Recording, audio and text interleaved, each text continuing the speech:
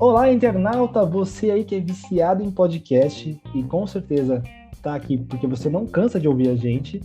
Hoje trouxemos uma pauta totalmente diferente e com uma convidada muito especial, não é não, Kleber? Muito bom dia, muito boa tarde, muito boa noite, pessoal da internet, Lucas Lincoln, meu parceiro. A gente está com uma pauta super importante, além de interessante. A gente vai falar sobre as fragilidades do sistema de educação brasileiro. E a gente está aqui com a Lilian. Ela é professora acadêmica, vai falar um pouquinho sobre quem ela é agora e vai ajudar a gente nesse bate-papo. Muito bem-vinda, Lilian. Obrigada, meninos. Boa tarde, bom dia, boa noite para todo mundo. Então, eu sou a Lilian Veronese, sou professora do curso de psicologia, sou psicóloga e atualmente estou fazendo minha pesquisa de doutorado lá na Faculdade de Educação da USP. E é isso, sempre trabalhei com educação e psicologia desde quando entrei aí no campo da psicologia, esse meu lugar, assim.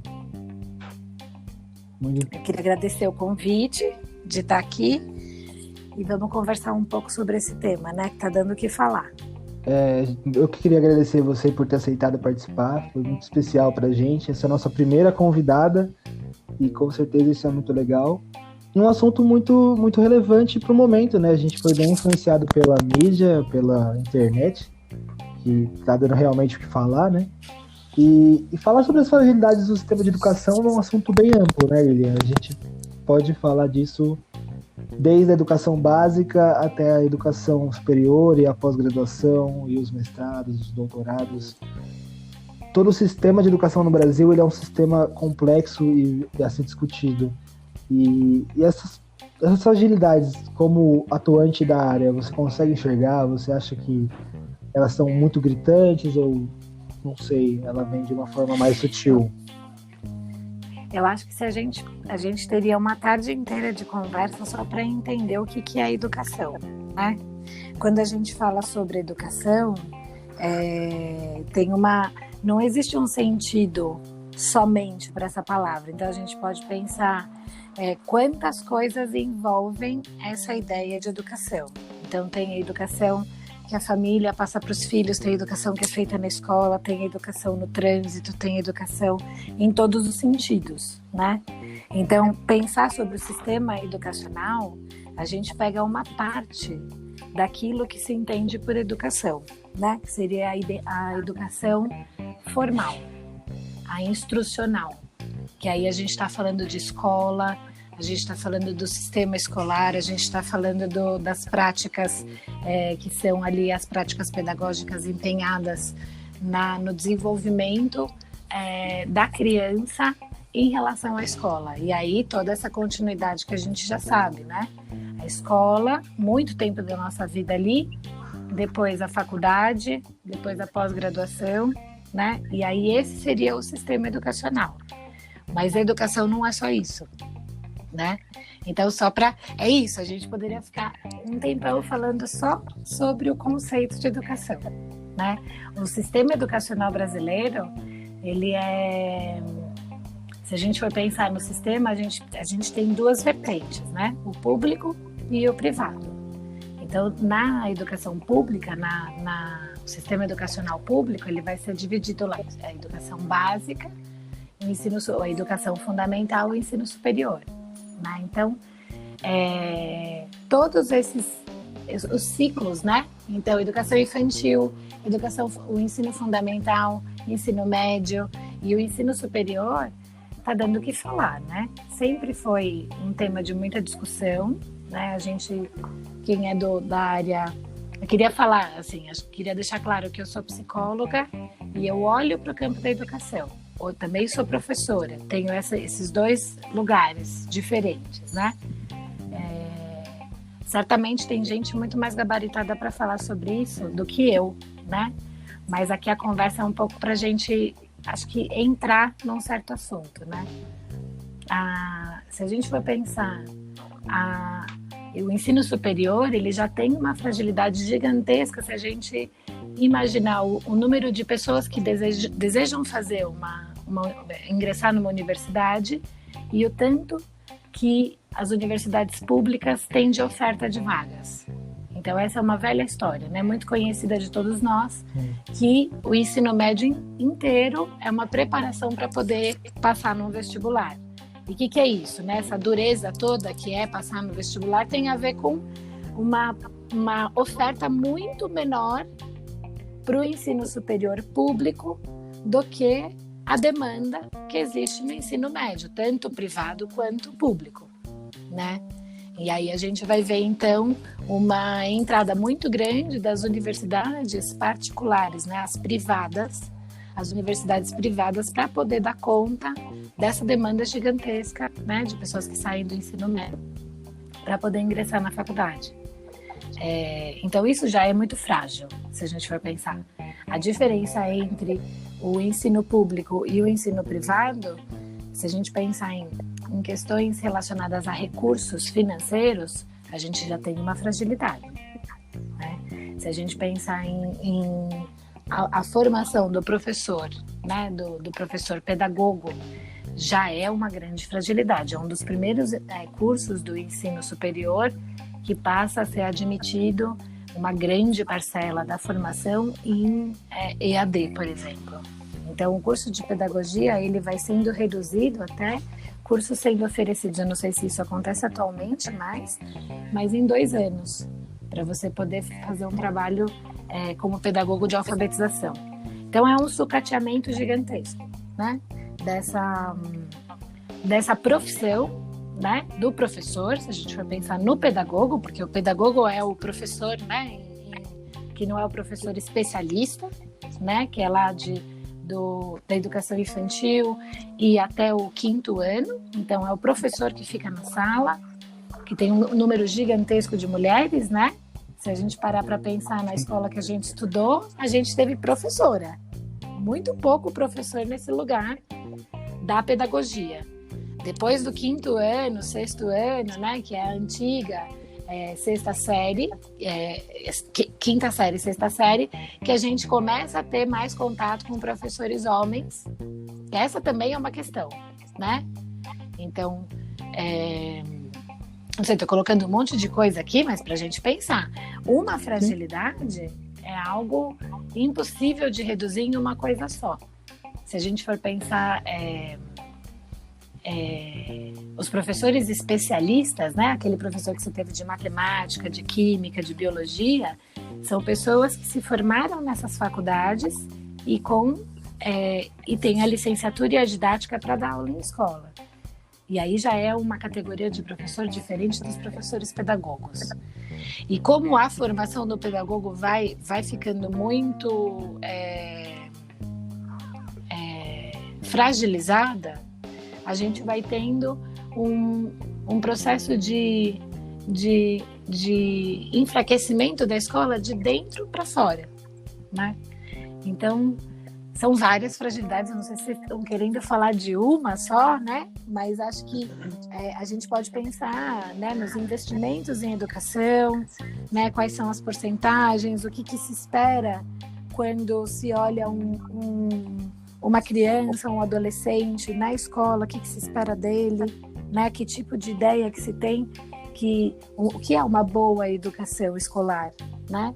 Uma boa educação escolar atualmente, ela está completamente sobre a égide dos exames externos, então, dos vestibulares.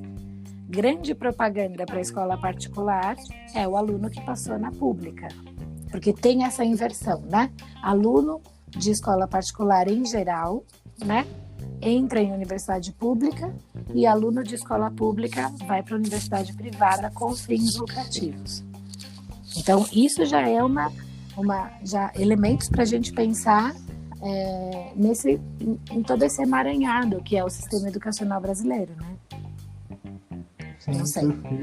Lilian, então, uma dúvida que eu tinha era justamente essa, né? O ensino público superior, ele é realmente melhor que o ensino público privado superior? Porque isso acontece, né? Isso que você falou. As pessoas que se formam, né, têm a sua graduação de ensino médio concluída nas escolas públicas, elas raramente, né, são exceções as que conseguem ter acesso às universidades públicas, né, mas já as pessoas que têm a sua graduação de ensino médio em uma instituição privada conseguem um acesso às universidades públicas. E aí envolve uma outra questão, isso já é uma fragilidade, eu acho, né? Você provavelmente considera isso uma fragilidade também. Envolve uma outra questão que a gente tem em mente, que é o que é uma boa educação, né? E quem tem acesso... No Brasil dá para a gente perguntar primeiro quem tem acesso à educação, essa educação formal, né? Mas quem tem acesso ao que a gente considera uma boa educação e toda boa educação forma um bom aluno, você acha? Ótima pergunta. O que é uma boa educação, né? A gente pode pensar em 2 níveis, né? No nível mais macro, uma boa educação, a gente poderia arriscar dizer que seria um largo acesso aos recursos, né? Então, se você tem um lugar que proporciona e você tem recursos, eu não estou falando de dinheiro, mas eu estou dizendo que tem coisas que sim, faz diferença o tanto de investimento que se tem, então, por exemplo, para uma biblioteca, né? Alunos terem acesso a uma biblioteca, uma boa biblioteca, sem dúvida nenhuma, gera efeitos muito importantes, né, para a formação. Então, se a gente pensar numa boa educação, eu não posso fugir da pergunta que você está me fazendo, porque essa pergunta, o que é uma boa educação, já é elemento para a gente pensar. Então, se a gente pensar no macro, uma boa educação seria um acesso a recursos, né? Recursos pedagógicos, recursos diversos daquilo que se concentra no conhecimento que a humanidade foi podendo ter ao longo do tempo. Então faz muita diferença, né? Quando a gente acessa materiais que são considerados clássicos, né? Então, quando a gente consegue trabalhar concretamente, né?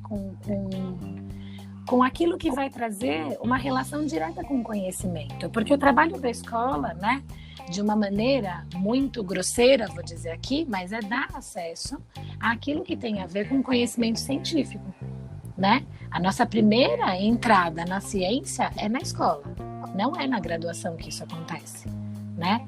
Então, quando você, partindo desse pressuposto, os recursos que a escola disponibiliza, eles são muito importantes. Agora, isso numa visão muito macro, panorâmica até, né? Então, se você pegar escolas com biblioteca, esse eixo só que eu estou puxando, escolas com biblioteca, e poderia ser daí também, sei lá, laboratórios de informática, né? Então, esse eixo, se a gente pensar, oferecer bons recursos, pode ser um primeiro elemento para uma boa educação? Pode, mas não garante que será uma boa educação, né? Se a gente for pensar, e aí vou fazer uma provocação que eu tenho pensado há muito tempo, né? Há muito tempo e, assim, nos últimos tempos, muito mais indignada, onde se formaram as grandes pessoas, né? Os últimos escândalos, né? As pessoas onde se formaram os últimos escândalos que a gente assiste nos noticiários, né? Se a gente for pegar, assim, políticos são formados em ótimas universidades. Verdade. Isso não garante uma formação. Então, se você pega o currículo de uma pessoa ali que está metido num escândalo de corrupção e veja onde ele estudou, né? Se a gente pegar empresários, donos de grandes empresas, sei lá, o iFood, qualquer uma dessas grandes empresas que ganham rios de dinheiro. Eu não sei se eu podia falar o nome da empresa, mas enfim. Podia, fica à vontade, a gente não tem vínculo com ninguém. Onde essa galera estudou, né? Quais são os resultados? Isso é uma provocação que eu estou fazendo que é muito íntima, eu não tenho nada que me dê muita base para pensar isso, mas é um pouco de uma indignação dos tempos atuais. Mas que tipo de aluno se forma nas tidas grandes escolas, né? Com certeza. Eu tenho uma dúvida que é particular e eu vou compartilhar ela com você porque eu fiquei com vontade de saber sua opinião sobre isso. São dois temas que me envolvem muito dentro do ambiente da academia, que é a subjetividade e a ética, né? Eu acho que eles não são tão abordados ou talvez não simplesmente não tão levados a sério assim dentro da academia. Eu acho que está relacionado com isso, né? Às vezes a pessoa tem uma grande formação, mas os seus constituintes éticos ali não favorecem para que ela seja uma grande pessoa ou até um profissional, sei lá. Então, você terminou? Terminei, pode falar. Então, eu acho que é justamente isso que pode deixar a gente um pouco mais confortável para dizer o que é uma boa educação. Uma boa educação proporciona uma conquista ética do sujeito, né? Uhum. Proporciona uma conquista, porque ética, né? Eu não acho que ética se dá, né? Você não dá a ética. Então agora você será ético porque eu estou te dando. A ética é uma conquista, é uma posição que se assume frente ao mundo e que ela, se a gente for voltar lá no Sócrates, no Aristóteles, né? Tem a ver com uma posição que te faz entender qual que é o seu campo de ação. Só que seu campo de ação, ele nunca vai ser possível, né? De uma atitude que seja possível se você invade o campo de ação de outro, né? Então, acho que a ética, ela é uma conquista da educação. Ela é tarefa da educação. Ela é tarefa da... E aí a gente pode pensar numa boa educação, porque se a gente forma um sujeito para que ele seja um sujeito competitivo, acima de qualquer princípio, a gente não está formando um sujeito ético. A gente está formando um sujeito consumista, produtivista e oportunista, digamos assim, né? Que tudo aquilo que é importante para ele tem a ver com a conquista individual. No meu entendimento, formar um sujeito ético, né, provocar uma tarefa tanto da escola quanto de uma série de outros campos, né, da sociedade, mas da escola em especial, a partir do momento que a escola é um espaço coletivo, né? Então a escola podendo ser, ela tem uma potência. Eu não falo mal da escola, eu sou defensora da escola, né? Tem muitos psicólogos que vão falar que a escola tinha que ser diferente. Eu sou muito defensora da escola e dos professores.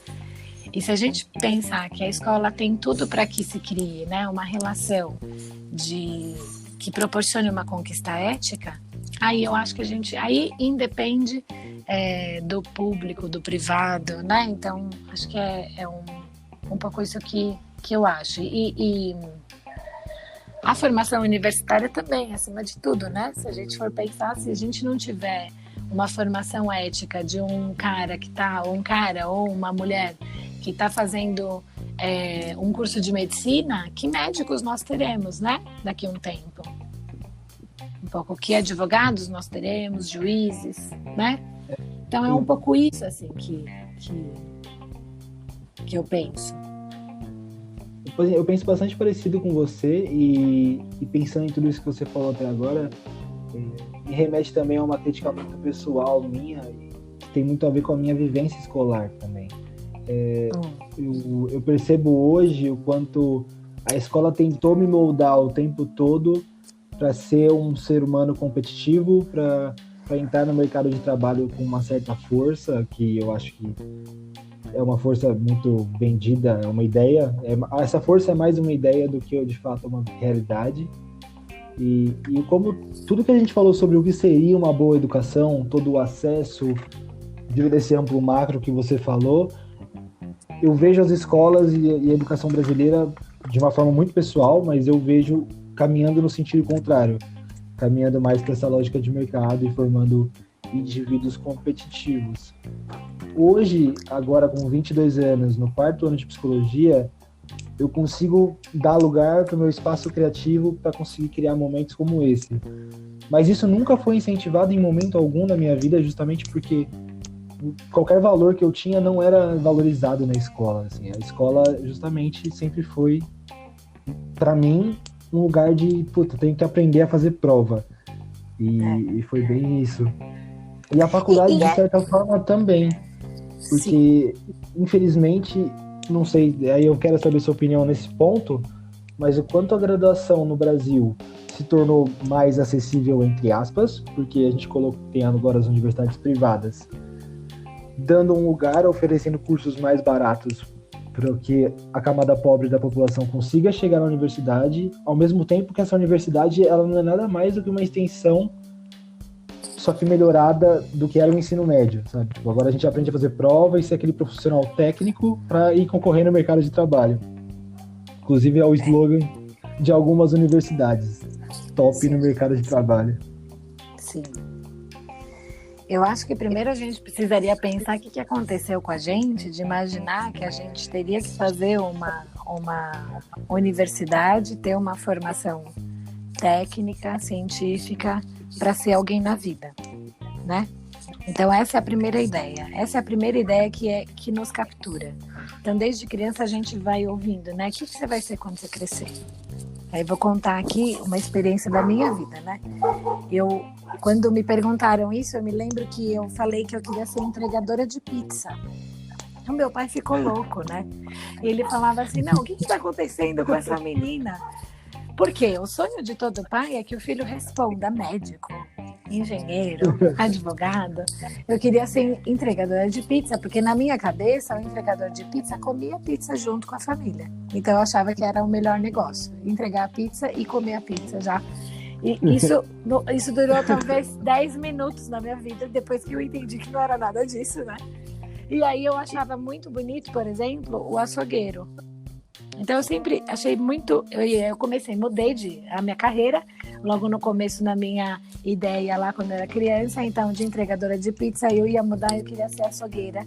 E depois a outra coisa foi que aconteceu uma reforma na minha casa, eu acompanhei um cara fazendo a reforma, eu achei maravilhoso o trabalho de pedreiro, queria ser pedreira. O meu sonho de criança era ser lixeiro, porque eu adorava os caras do caminhão. Meu sonho era andar de caminhão de lixeiro. Então, isso passa a ser algo inadmissível depois de um tempo. Isso é inadmissível, porque as profissões elas passam a ser hierarquizadas. E aí a ideia de ter que cursar o ensino superior, fazer uma faculdade, se assemelha à ideia de quem a gente será, né? Então essa primeira ideia que a gente precisaria desnaturalizar, né? Desnaturalizar é tirar de uma cadeia natural, como se fosse da natureza humana, né? Tanto quanto o suor que a gente tem no corpo quando tá calor, que a gente não consegue impedir, porque ele é natural, né? A lágrima, a ideia de que a gente teria que ser um profissional, né? Um profissional com ensino universitário, tudo vai sendo arquitetado para isso, né? Para que a gente tenha que estudar. E estudar é ser alguém na vida. Não à toa que se você vai na feira e o feirante quer te vender alguma coisa, ele te chama de doutor, né? Doutor, doutora, quer isso, quer aquilo. Por quê? Porque a sensação de ser doutor é uma sensação que te leva, né, a uma notícia de quem você é. Então, se eu falo isso muito para os meus alunos, se eu chamo aqui um palestrante, né, que ele começa a falar, um homem, né? Porque quando a gente pensa em alguém de sucesso, a gente pensa num homem branco, né? Hegemonicamente. Sim. Então, se eu chamo um homem que no meio da conversa ele começa a falar algumas palavras em alemão, de repente ele muda, ele vai falando em francês, ele vai explicando, ele vai ali articulando uma ideia, a sensação é que quanto mais burro eu me sinto, mais inteligente é o outro. Esse outro que fala coisas que eu não entendo. E aí, é a minha burrice que eu atribuo a mim mesmo, eu coloco ali para o outro a inteligência. Eu destituo a mim mesmo da inteligência, admirando aquilo que eu não entendo. Esse é o processo, uma construção geral que a escola faz. Então, isso, um dos elementos da escola, que fique claro, porque a escola também ela é magnífica. A escola é o primeiro lugar que você consegue não ser filho. Primeiro lugar que você tem chance de fazer bagunça ali, né? É o primeiro beijo que você dá, a primeira bomba que você solta no banheiro. Isso é maravilhoso, né? Sim. Primeiro bronca que você leva do professor. Tudo, essas são as lembranças que a gente tem, né? Então a escola não é uma coisa só, mas a escola traz isso pra gente. E a gente vai ali atribuindo a inteligência a ideia de que é aquele que vai falar o que ninguém entende, ou seja, ele tem uma posição, ele detém o saber, né? E aí, se eu levo uma pessoa que começa a falar na sala de aula, e aí já uma mulher preta, empregada doméstica, e essa mulher, a primeira frase dela, ela fala, ao invés de problema, ela fala problema, ninguém mais presta atenção. Todo mundo pega seu celular e não quer mais ouvir. Isso porque a gente vai sendo produzido a hierarquizar as coisas. E aí, obviamente, que o homem que fala alemão, né, ele vai ser muito mais admirado do que a mulher que nem soltou o fim da primeira oração. Ela foi interrompida pelos outros, né, na escuta, só pelo problema. Então, eu não sei por que eu estou falando isso. Não, você está falando justamente porque eu falei da questão de sonho e de não ter sido estimulado quando jovem, porque eu tinha que seguir um padrão da escola. E era justamente essa hierarquização que eu entendo, mas agora você me explicou muito melhor. E é engraçado como, para mim, essa hierarquização ela é totalmente oposta do que deveria ser. Porque o médico, que é a profissão top da elite do Brasil, é ser médico, ele não deveria ser tão importante porque ele é básico. Ele deveria ser natural. Ser médico deveria ser uma coisa do direito, porque todo mundo precisa de médico. E a empregada doméstica deveria ser vista como esse luxo, porque ter uma empregada doméstica é muito mais luxo do que ter saúde. Saúde deveria ser muito mais básico. Então eu tenho essa visão de valores invertidos. A faculdade de medicina não deveria ser mais cara, ela deveria ser mais acessível, porque a gente precisa muito mais de médico do que de empregada doméstica. Eu consigo limpar a minha casa, mas eu não consigo me operar. Eu não sei, talvez seja uma forma muito simplista de ver as coisas, mas é assim que eu sempre vi. E nunca me senti... Mas isso seria possível, isso que você está falando, e faz todo sentido, é muito interessante, se a gente não tivesse em tão alta conta a ciência, né? Porque o que faz o médico ser o médico e ele o lugar mais alto da hierarquia, e que é uma ilusão, né? Porque os médicos sofrem pra caramba, né? Eles estão passando por... mas é uma posição, é como se fosse uma construção, né? Que a gente vai fazendo, e que só por ser médico, se formar em medicina, algo já foi, então, garantido. E não é assim. Mas é porque a gente tem a ciência em alta conta. O conhecimento, ele está assemelhado, né, à ideia da ciência. A ciência aí como uma produção de verdade. Então, quem tem mais acesso à ciência sabe a verdade, né? Então, é nesse sentido. Agora, não faz medicina quem quer, né? Da mesma maneira que não limpa a casa dos outros quem quer. E aí a gente fica imaginando que a pessoa escolheu ser médica, e bom, você não escolheu ser médica, você escolheu ser faxineira, né? Como se fosse uma coisa de escolher, isso já está naturalizado, né? Sim. Então é como se a pessoa ali tivesse uma carteira de profissões e falar, eu prefiro ser faxineira. E sem problema nenhum em ser faxineira, desde que isso pudesse ter sido uma escolha, né? Mas não é. Então não estuda na universidade pública quem quer. Se você for estudar psicologia, por exemplo, muitos dos meus alunos, eles teriam que parar com essa mania que eles têm, eu estou sendo irônica, de trabalhar. Porque o curso é integral. Né? Então, para estudar medicina, você tem que parar com essa mania de trabalhar 8 horas por dia. Nunca vi. Por que você trabalha? Como se fosse uma escolha. Porque o curso é integral. Né? Então, não é uma questão de olha lá, venceu. Não tem a ver com isso. Tem a ver com o suporte que você tem para poder estudar o período integral, né? E para você, além de estudar o período integral, você poder chegar em casa e não fazer sua própria comida, porque, né? Então, assim, Sim. não é disso que se trata. Então, isso eu acho uma grande fragilidade. Então, se voltando lá na primeira pergunta, uma grande fragilidade está no modo que a gente olha as coisas, né? Um modo naturalizado, como se fosse tudo natural. Então, é natural. Uns ali e outros aqui. É a ideia da meritocracia, né? Que vai... Sim. E que aí a gente escuta, né? Assim, isso tem a ver com o neoliberalismo. Assim, você é dono da sua vida. Você é dono da sua vida e você tem que correr atrás do sucesso. Puta que pariu. Não é assim. Como se sucesso também fosse uma obrigação, né? Uma linha de chegada e não uma caminhada, sei lá. Como se o sucesso fosse acessível a todos, né? É isso mesmo. Não é. Então aí, de repente, aparece uma pessoa que estudou escola pública e passou numa universidade e ganhou bolsa nos Estados Unidos. Faz a média de quantos conseguem fazer isso. E não é consegue a palavra errada.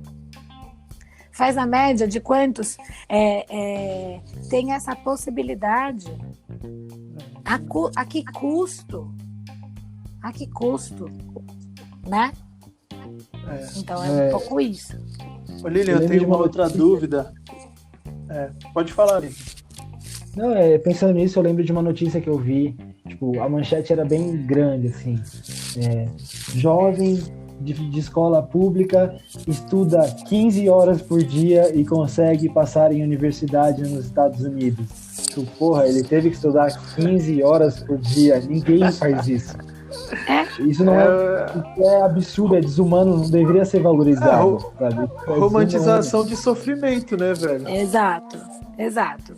Outra coisa esdrúxula, o ano passado teve o Enem e alunos de escola privada foram fazer a prova em escolas públicas e passaram mal porque não tinha ar-condicionado. É muito quente aqui, tá atrapalhando. Gente, né? Assim, é isso que eu tô dizendo. O que a gente está produzindo? O que a gente está produzindo em todos os lugares, né? Então é isso. Agora, uma outra coisa que eu queria dizer é o seguinte. Também faz parte do processo escolar, né? Inventar coisas. Porque na escola cabe. Eu lembro, os meus amigos soltavam bomba no banheiro. Então a escola também é esse lugar. Eu apertava o extintor. Eu apertava o extintor. Eu gastei uns 2 extintores da escola, na época da escola. Não, isso foi possível lá na sua escola. Então, ao mesmo tempo que é isso, aprender a fazer prova. É bom aprender a fazer prova, né? Tem um tanto que é importante fazer prova.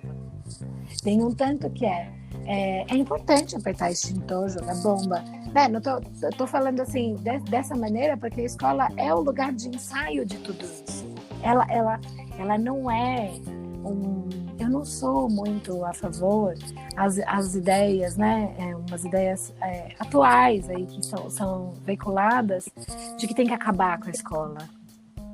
Eu não acho que tem que acabar com a escola. A escola ela tem essa potência, né? Então, quantos de nós não se lembram de um professor que teve na escola? Isso é escola. De todos. Tanto daqueles que você achou que tinham um jeito, todos têm uma função, né? Então, um pouco um olhar, assim, que eu acho que é um olhar, assim, muito menos condenatório, né? Uma posição que não é uma posição condenatória do que acontece aqui, né? Tem outras coisas pra gente condenar ultimamente. Muitas, aliás, que aí sim, né? Beiram o mau caratismo, né? Beiram uma perversão. A gente está vivendo o momento da pandemia, estamos aqui longe, eu não estou olhando para vocês por uma questão que é uma questão assim, é um absurdo o que está acontecendo no Brasil, né? Sim. Então, acho que isso acho que eu não consigo não condenar, sabe assim? Mas outras coisas que eu acho que a escola é uma produção histórica, assim, todos nós temos o que falar da escola, né? Sim, eu acho que... Pode falar, Kleber. Eu tenho uma dúvida que está relacionado com o que você falou da nossa maneira de lidar com o conhecimento ou de atribuir quem detém o conhecimento, né? Tem a ver com o que você falou agora da pandemia também, só que essa dúvida já estava na minha cabeça enquanto você falava anteriormente. Essa situação que a gente está passando agora, da pandemia, do descrédito da ciência e da própria mídia como jornalista, você acha que está relacionado, acho que você acha que está relacionado sim a essa maneira que a gente escolhe quem detém o conhecimento, mas você encontra soluções, as soluções para essa maneira, ela tem que começar lá no ensino de base, ou é dentro da nossa casa mesmo, ou esses dois espaços dialogando? Você tem alguma coisa para sugerir para a gente, para os nossos ouvintes sobre isso? Eu acho que uma sugestão que eu tenho é que a gente possa fazer um exercício de olhar, né? Um exercício de olhar que é um exercício que vai de um olhar mais de um voo panorâmico e que esse olhar deixa a gente desesperado, né? Olhar o que está acontecendo no geral. Assim, como um mapa, sabe? Quando você vê um mapa, você tem uma ideia geral do que está acontecendo. Mas é tão diferente quando você chega lá no lugar e aí você vê mais próximo o que está acontecendo, né? Então, porque isso permite a gente sair um pouco de um certo binarismo de bom ou mal, né? De algo que é bom, algo que é ruim, de certo, de errado. Um exercício duplo, né? Que você vê o geral, então acho que a gente, num plano macropolítico, a gente fica desesperado, todos nós ficamos, né? Quando a gente vê falas terríveis, né?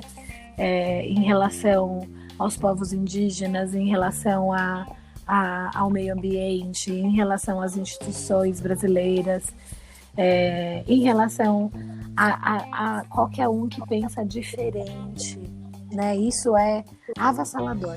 Se a gente fica no político, a gente nem perde muita energia.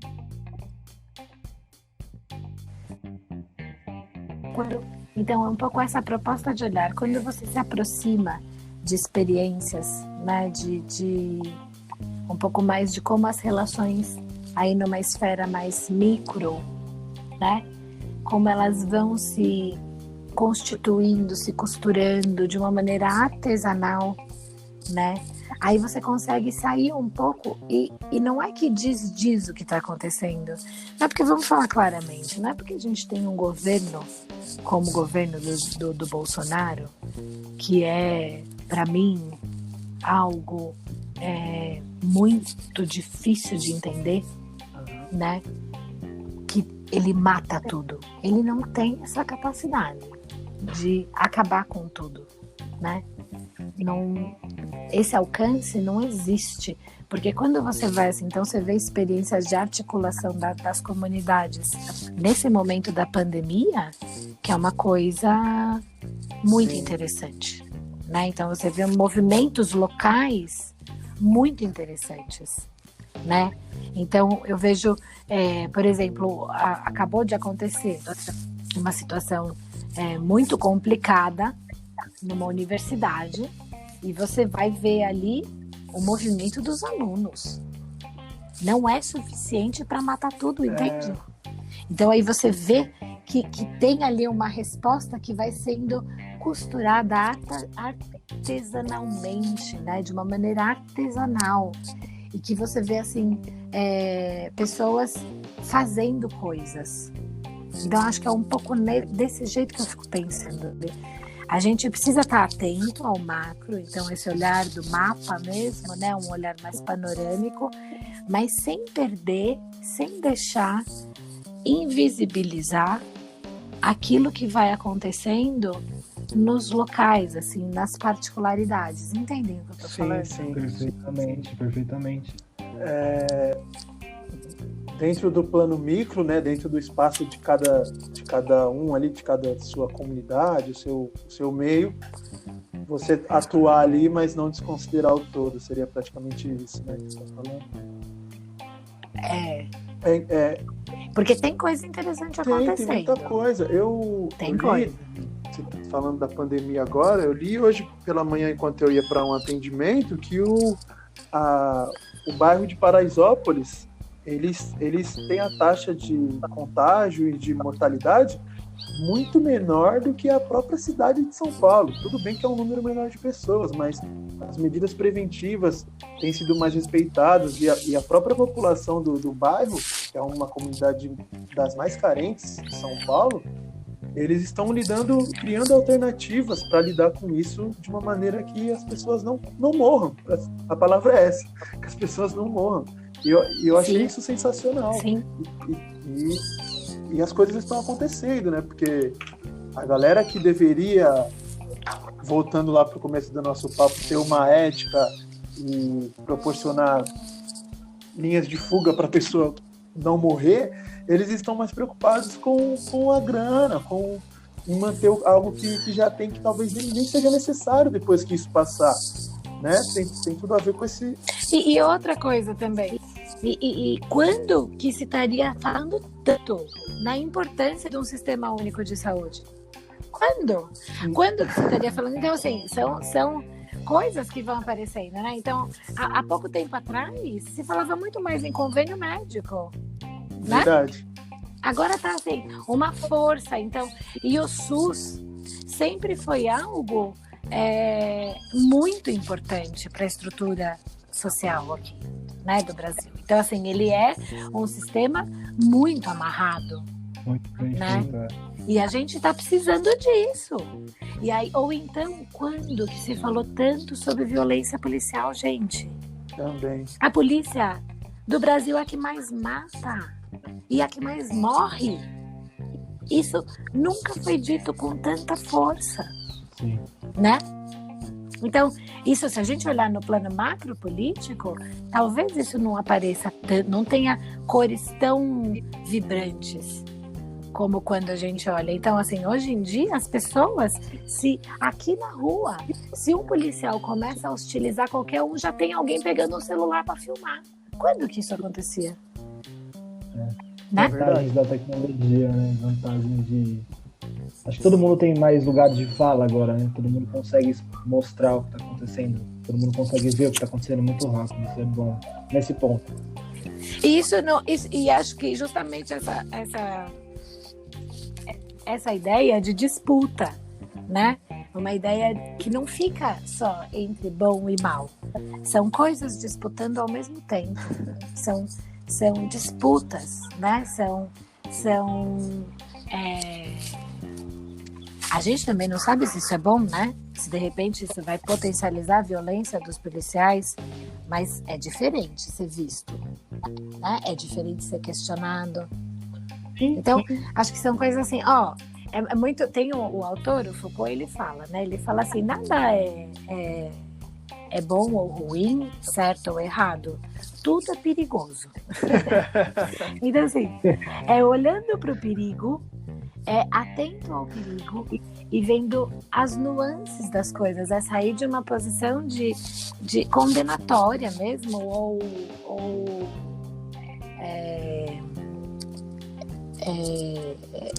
julgadora, né? Como se a gente fosse capaz de dizer o que deveria ser, né?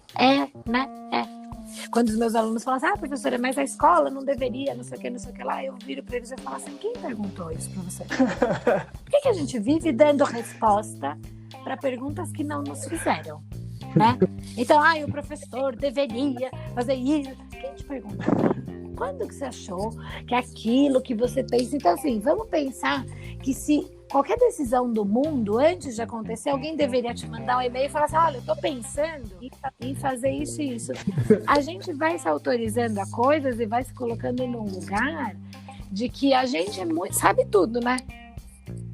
E aí a gente vai condenando, vai julgando, vai abençoando coisas que a gente gosta, né? E coisas que a gente não gosta, e a gente vai dando opinião para tudo. Então, acho que uma posição de sair desse lugar, né, de poder ficar opinando sobre as coisas, é poder olhar e fazer um pouco num lugar meio de espectador, que vai olhando e que precisa esperar um pouco para poder ver o que acontece, né? Porque a gente está dentro desse jogo. Entende o que eu tô falando? Sim, perfeitamente. Perfeitamente. Isso até remete um pouco ao que a gente falou no primeiro episódio do programa. Quando a gente falou sobre as redes sociais, a gente falou um pouco disso, mas de uma forma bem menos perfeita. Falou de uma forma muito melhor. É muito louco. Seria interessante qualquer coisa que a gente for falar, a gente falar assim, mas por que eu tô falando isso? Quem me perguntou? A gente ficaria muito mais quieto. Sim. Então, é engraçado, porque no primeiro episódio a gente também falou disso, né? Que a gente tá aqui no podcast respondendo um monte de questão que acabou que ninguém faz elas pra gente. Mas é engraçado pensar, né, sobre as coisas. E como você tá falando das situações, de todas essas mudanças que estão ocorrendo por conta da pandemia, isolamento, como que tá sendo ser professora nessa fase, Olívia? Eu acho uma boa pergunta essa. Eu só queria fazer uma consideração antes, que, por exemplo, isso que vocês estão fazendo, então, o fato de vocês se perguntarem é como se fosse um primeiro combustível para poder pensar sobre. Então, não tem problema que ninguém perguntou isso para vocês e vocês estão gravando. O que eu quero dizer é assim, vocês estão se perguntando. Isso é suficiente. Porque quando a gente se pergunta, a gente busca coisas. E com certeza vocês estão fazendo um processo de se aproximar de quem já falou sobre isso, e entendendo. E como a gente não tem como ter respostas, como fala? Definitivas? Respostas definitivas, exato. Você vai continuar se perguntando sobre isso. É diferente, porque aí você não tem como afirmar se é certo ou se é errado. Você está pensando, esse é um movimento de pensamento. Os filósofos, né, se a gente for pensar, eles ficaram a vida inteira com uma pergunta, né? Então, o que é a vida? O que é Deus? O que é pensar? O que é o amor? O que é os afetos? Vários filósofos com uma pergunta se dedicando a vida toda. Quando eu digo ninguém te perguntou, é quando a gente fica declarando o que a gente acha de uma maneira demasiada e não reflexiva. Tem uma cachorrada aqui, acho que eu talvez tenha que mudar de lugar. Bom, mas é isso, né? Tô aqui onde... Não de uma maneira...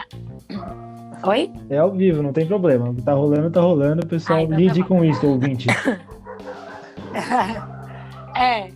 Nossa, os cachorros aqui, eles chegam uma hora assim, parece que tá na hora de conversar. Normal, no cotidiano tem cachorro também, né, pessoal? Exato, aí eles conversam, né? Eu acho que eles conversam, porque um começa lá no canto da rua, o outro aqui já vai, e a opinião é uma falação sem fim, não é uma reflexão, né? Então é diferente você se perguntar e ali, porque aí você está fazendo um movimento de pesquisa. Então, eu queria entender como é que é. Eu vi lá que vocês têm um sobre o racismo, né? Então, ali vocês estão se perguntando uma coisa. É diferente de ficar espirrando opinião para tudo quanto é lado, né? Porque uma coisa é um exercício de pensamento, de pesquisa, de estudo, de curiosidade. Outro é um movimento condenatório. Um movimento que eu acho isso e tá tudo errado e ponto. Que aí seria uma coisa, né, condenatória, que julga, que é como se tivesse que ser dito para poder melhorar o mundo. Então, é diferente. Só queria fazer essa consideração. Não é uma postura reativa, né? É uma postura de diálogo, de abrir diálogo, e não de debater, de contrariar. A gente só está conversando. E de não fechar, né? Sim. A ideia de não fechar, de pensar. Pensar permanentemente. Sim, essa é a ideia do programa. Eu acho que é abrir diálogos e não fechá-los. Uhum. Bom, pode sem ter que dar uma conclusão. Sem ter que fechar. Porque não existe, né, gente? Sim. E professora na pandemia, foi o que vocês me perguntaram. Isso, como é que tá né? sendo? Então,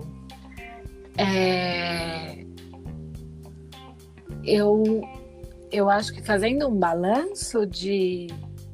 Bom, eu tenho salas, a minha turma de terça-feira, eu tenho 88 alunos.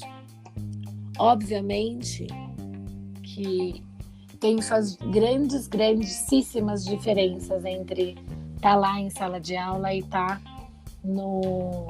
na minha casa, né? Falando sozinha. Então, na verdade, ali, a cena, sou eu falando sozinha. Aquilo que eu já sei. Essa é a cena, concretamente, né? Então, fora o ridículo, né? De você ter que, sei lá, querer fazer uma cara de que, bom... É ridículo você ficar dentro de um quarto olhando para uma máquina, falando tudo aquilo que você já sabe e tudo mais. Mas, em compensação, se não fosse os alunos, né? Os alunos ali, os alunos que participaram das minhas aulas, a gente teve 1 mês de aula presencial. E eles se mantiveram fortes e firmes ali, né? Então, acho que... E dando retorno. E também sacando que era muito difícil para mim estar lá falando sozinha. Então, eles não me deixaram solitária. Eles falaram comigo o tempo todo.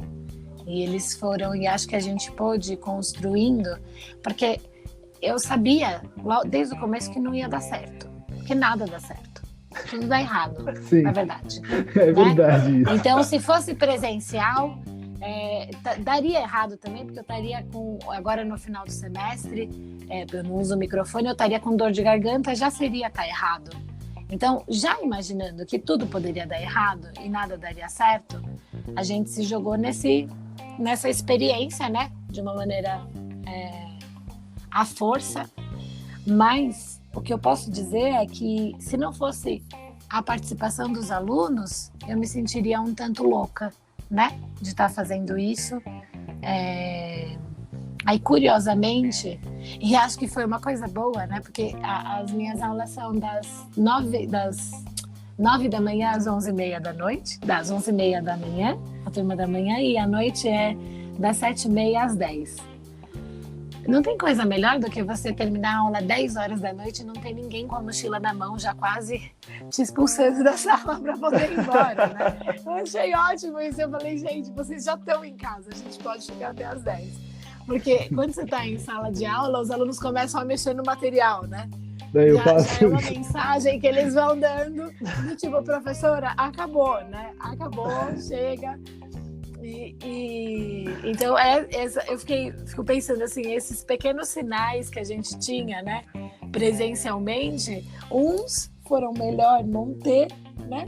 Então, por exemplo, eu não via quem não estava prestando atenção na minha aula. E na minha aula é proibido usar celular. Nossa. E eles vieram na primeira semana.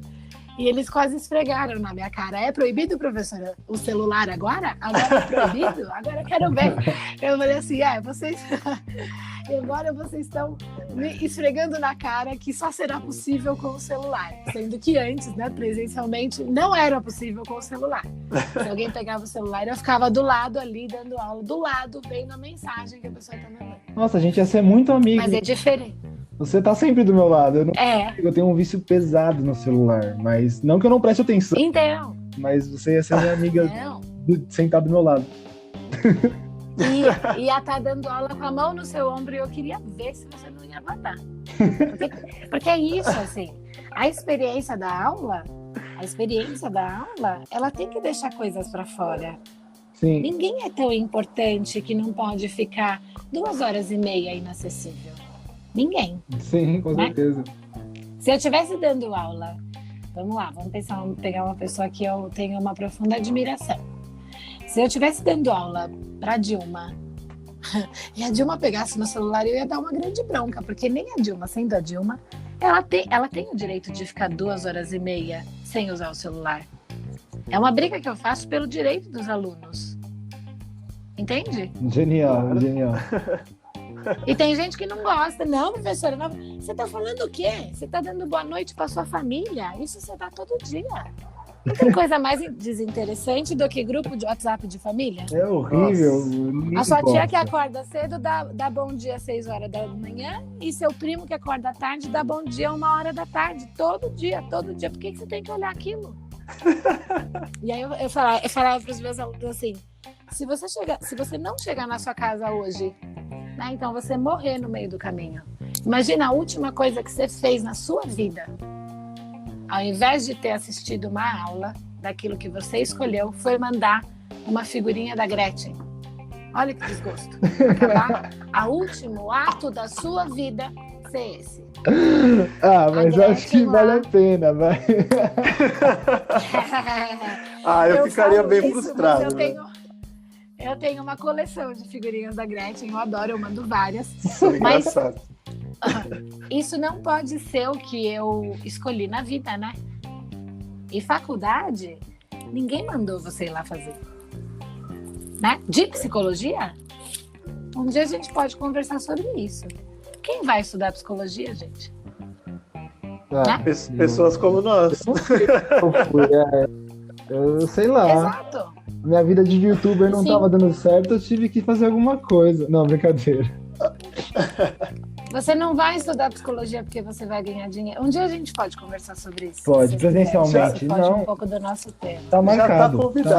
Já tá convidado. A gente faz isso. Eu faço questão. Vai ser muito legal. Nossa, eu tô adorando isso aqui. Então, e aí, essa experiência de dar aula na quarentena, eu acho que me fez, em especial agora no final do semestre, eu sou professora há muito tempo, na verdade, né? Meu primeiro emprego foi como professora de crianças de 1 e 2 anos de idade, né? 1 ano e pouco. Então, como professora mesmo, que eu conto na minha vida faz muitos anos. Como professora universitária, eu estou há 4 anos. Mas eu sempre trabalhei em escola e com educação, né? Sim. Esse momento esse primeiro semestre, eu tive a experiência, de me sentir louca lá falando na frente sozinha, né? Querendo me fazer entender, sabe-se lá por quem. E outra, uma experiência de eu já respeito muito os meus alunos. Aluno que eu nunca vi, que eu nem conheço. Primeiro dia, primeira aula, eu tenho um respeito profundo e sincero porque eu acho que não é fácil estudar e não tá fácil viver. Então, além de viver, eles estudam, né? Então, eu já tenho uma admiração profunda por eles. E agora mais ainda, depois dessas condições que a gente viveu, eu ter 88 alunos numa sala de aula e eu não sei onde eles estão. Eles não têm ali o espaço concreto da faculdade para garantir o mínimo de concentração para aquilo que ele está fazendo, entende? Para aquilo que ele está empenhado em fazer. Então, eu tive assim uma surpresa muito grande, né?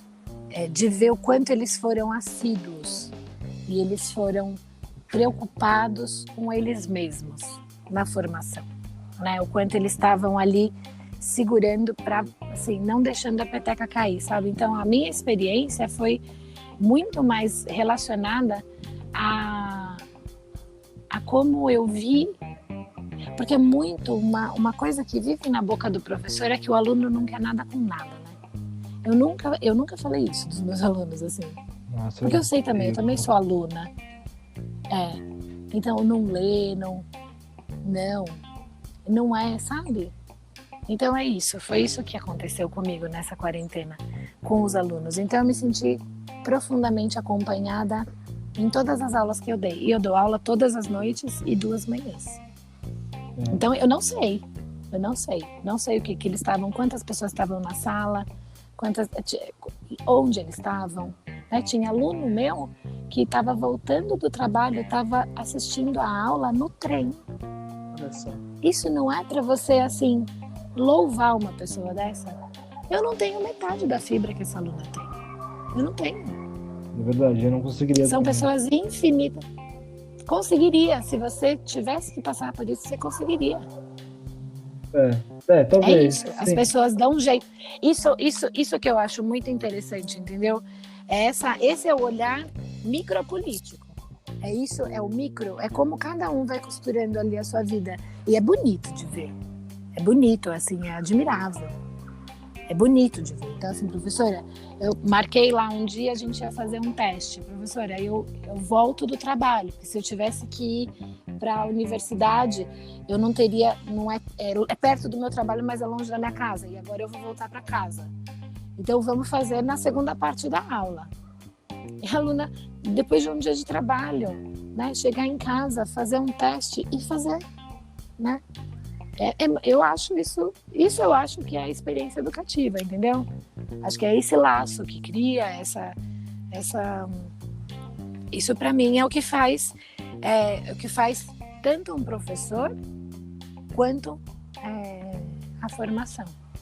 Acho que é isso, assim, grande parte de poder olhar os alunos e ver o que é que eles têm ali. Isso não tem nada a ver com construtivismo, por exemplo. O aluno inventar como é que ele vai querer ter aula. Não? Sim. É outra coisa que tá ali, né? Sim. Tá com saudade da sala de aula, Lili? Eu tenho saudade, viu? Eu tenho saudade de ficar ali na frente deles, berrando na orelha deles. Eu também. Eu tenho saudade. Pensa de olhar. É porque a gente, como aluno, tá cheio de saudade, né, Lincoln? A gente tava falando isso esses dias. Nossa, eu tô seco pra ir pra faculdade. Eu quero pegar trânsito, eu quero ir pra faculdade e ficar irritado porque eu tô na faculdade, mas eu quero estar lá. Entendeu?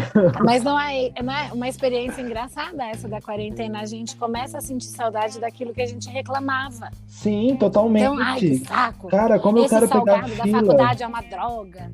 Eu quero pegar fila pra entrar na catraca, cara. Eu quero muito poder ficar naquela fila. Eu quero ver o tiozinho do hot dog. Eu tô com saudade dele também. Mas você sabe que é isso que eu acho que é isso que é a vida. Sim, né? A gente valoriza quando a gente perde. Com saudade. A gente tá com saudade de uma vida que a gente tinha, que a gente não vai ter mais do mesmo modo. Sim. E a vida não é aquilo que vai acontecer quando você se formar. A vida é agora, o que está acontecendo agora. Sim, né? Com certeza. O meu orientador, ele sempre fala uma frase do John Lennon, que é... O meu orientador, eu vou dar o crédito a ele, é o Júlio Groppa Aquino, professor da Faculdade de Educação. Genial. E ele fala assim que a vida, é uma frase do John Lennon, que ele destaca: a vida é aquilo que acontece enquanto você está fazendo planos. Eu já vi isso, eu só não sabia que era de John Lennon, mas eu boto fé nisso daí. Mas eu acho que é isso. Uhum. Acho que é isso. E agora a gente percebeu, acho que de uma forma muito mais clara, perder tudo do nada, assim, de uma semana para outra, nossa vida mudou e olhar para trás dá vontade de voltar. E isso até faz um gancho com uma coisa que eu estava pensando em falar enquanto a gente falava de pandemia, é que também está rolando uma movimentação do MEC, essa flexibilização das aulas online, agora estendidas, e rola um medo, pelo menos eu vejo muito na rede social um medo, e eu sinto esse medo de a gente nunca mais voltar à modalidade totalmente presencial do jeito que era.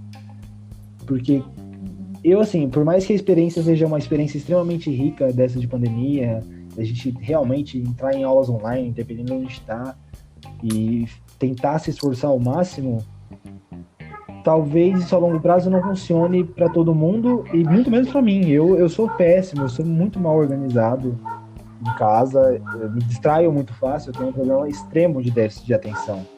Então, se eu não estou sentado no lugar ali, ferrou minha vida. Então, o que você sente sobre isso, assim, essas flexibilizações que vem acontecendo? Eu sei que tem um ponto que é benéfico e é importante, é necessário.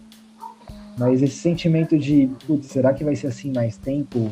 Será que vão usar isso como mercado? Será que vão usar isso com um viés lucrativo? Do que você está dizendo, essa dúvida, será que vão usar isso como mercado? Eu não tenho dúvida nenhuma, porque vão, né? A gente queira ou não. Sim. Eu acho que, por exemplo, todos nós poderíamos ter passado a vida sem essa experiência da pandemia, né? Porque é muito triste o que a gente está vivendo, né? São mais de 50 mil mortos, né? Aqui no Brasil. E a gente está assistindo algo que, de verdade, né? Se alguém tivesse me perguntado antes, eu diria que não é necessário. Mas como não adianta nada falar que não é necessário, porque isso está acontecendo, né? Eu acho que sim, vamos usar isso como mercado, porque tudo vira mercado, né? Mas eu não sei o que vai acontecer. Provavelmente semestre que vem vai ser tudo online ainda, provavelmente. Acho que até a USP já se pronunciou em relação a isso, né? Sim. E eu acho que a gente vai ter que estar... Bom, se isso acontecer para sempre, né? Assim, se esse for o modo, eu acho que a gente tem muito a perder, né? Eu gostaria muito que voltasse da outra maneira, né? A gente podendo se encontrar, a gente podendo se ver.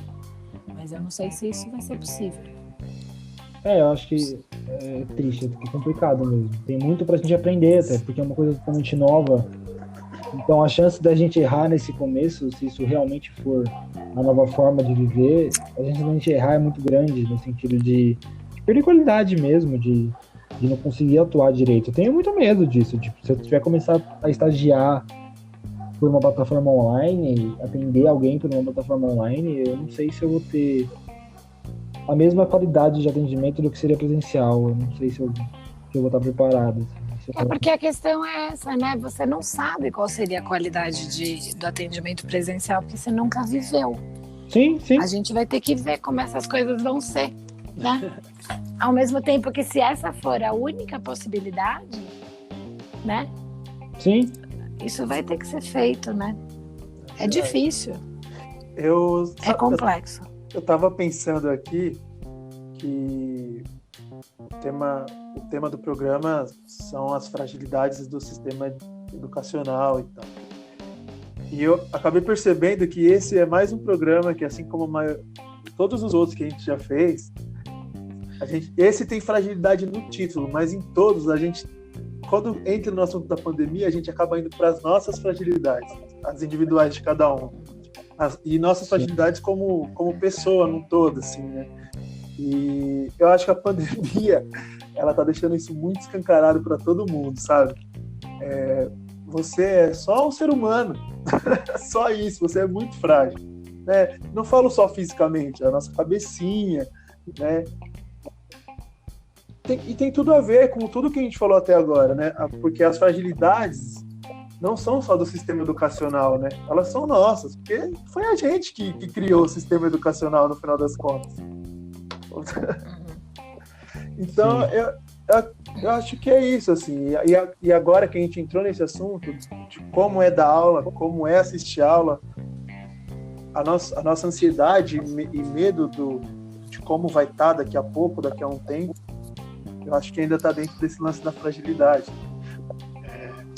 Se tem uma coisa que a pandemia fez eu perceber mais ainda, né, por conta da quarentena, do isolamento, foi a questão das nossas... Essa palavra no título de um programa, pelo menos para mim, assim, tá dizendo muito.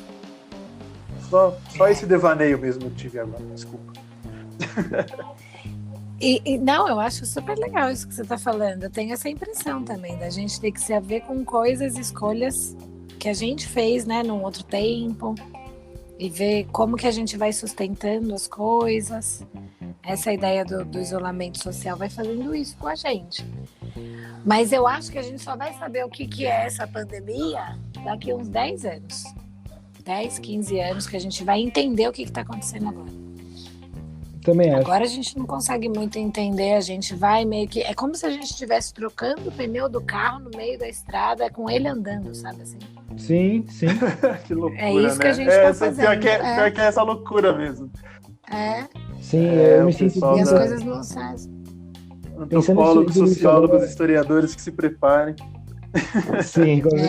Exatamente. Isso me lembrou uma vez... você falou de trocar o pneu andando no carro.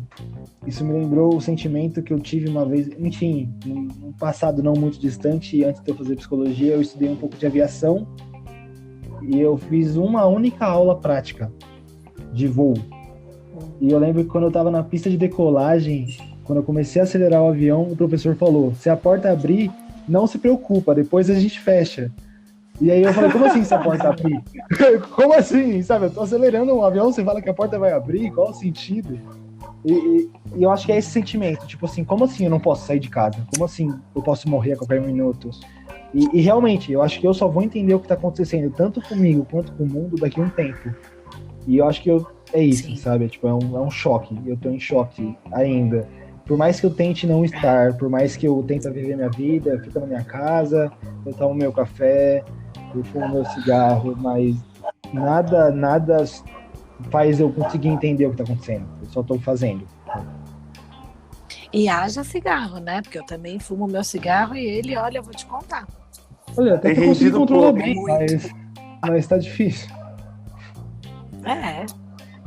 Tudo fica difícil. Mas muito bem, muito bom. Muito bom. Mais alguma coisa? Eu queria que a Lilian desse um recado final pra gente, para os nossos ouvintes, né? Não queria encerrar o papo, mas daqui a pouco ela tem uma aula aí. Eu acho que eu queria falar um pouco que foi uma delícia, né? Acho que conversar com vocês foi muito legal. Acho que essas invenções, né, vão fazendo com que a gente se movimente, né, e pensar.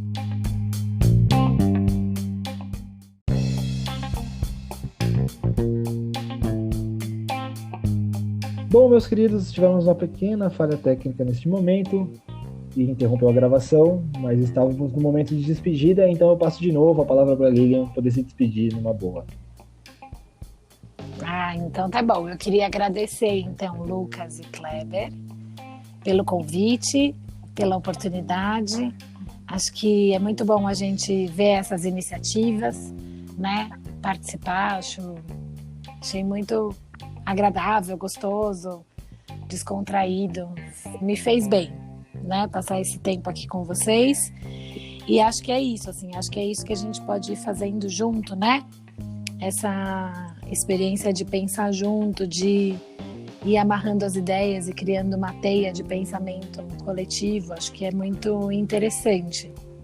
Então, queria desejar saúde para vocês dois aí, e que vocês se cuidem, e mais uma vez agradecer aí o convite, viu? Muito obrigado, eu que agradeço. Kleber, você quer falar alguma coisa antes? Eu queria dar um abraço na Lilian agora, de muito obrigado. Adorei esse nosso papo, nessa conversa. Claro que fica o convite desde já para um próximo bate-papo sobre um outro assunto, e de preferência a gente sentado perto do outro, compartilhando um café ou qualquer coisa. Então é isso. Muito obrigado, Lilian. Muito obrigado, pessoal, que ouviu a gente aqui. Dá essa força pra gente, continua apoiando, sugerindo convidados, dando essa força nas redes sociais que a gente precisa. Tchau, até a próxima sexta. Obrigado, Lilian. Muito obrigado, Lilian. Obrigada, um beijo para vocês. Eu queria agradecer também, então, a Lilian, muito, assim, eu acho que hoje foi um dia extremamente marcante na história do Cotidiano. Desde faz um mês e uma semana que a gente começou esse projeto, e eu acho que agora sim eu tô sentindo que eu tô fazendo a coisa certa, sabe? Esse momento de agora bateu no meu coração de ok, estamos no lugar certo, com a proposta certa, e foi incrível. Para mim essa conversa não acabaria, a gente faria 24 horas de programa, mas a gente não pode. Queria reforçar o convite, a gente está terminando a nossa casinha aqui, o nosso estúdio, e assim que a gente puder ter uma conversa presencial seria muito legal, e tá super convidada, você já faz parte da família Cotidiano. E mesmo a gente não te conhecendo pessoalmente, isso é engraçado. Mas isso eu acho que é uma oportunidade, uma das oportunidades que esse momento nos proporciona. Muito obrigado, é isso. Eu aceito o convite para o futuro e estou à disposição. Obrigada, viu? Show. Obrigado se você ouviu Lilian. até aqui, muito obrigado por ouvir até aqui, nosso querido ouvinte. Um episódio longo, porém um episódio que rendeu muito. Não deixe de seguir a gente nas redes sociais, no Instagram, no Twitter. Lilian, você tem Instagram? Tem alguma rede social que você queira divulgar? A sua? Eu não tenho Instagram, só tenho Facebook. Mas é pessoal, tem muita Não, bobagem. tranquilo então. Mas Tá? não tem problema nenhum. Então é isso, segue a gente no Twitter, no Instagram e acompanha porque vai ter muita coisa legal pra vir ainda. E a Lilian, se você gostou dela, ela vai voltar. Então acompanha a gente, olha só. Já tá aqui um bônus, tô usando convidado de merchandising, mas tudo bem. Obrigado e até a próxima sexta-feira às 5 da tarde. Não perca.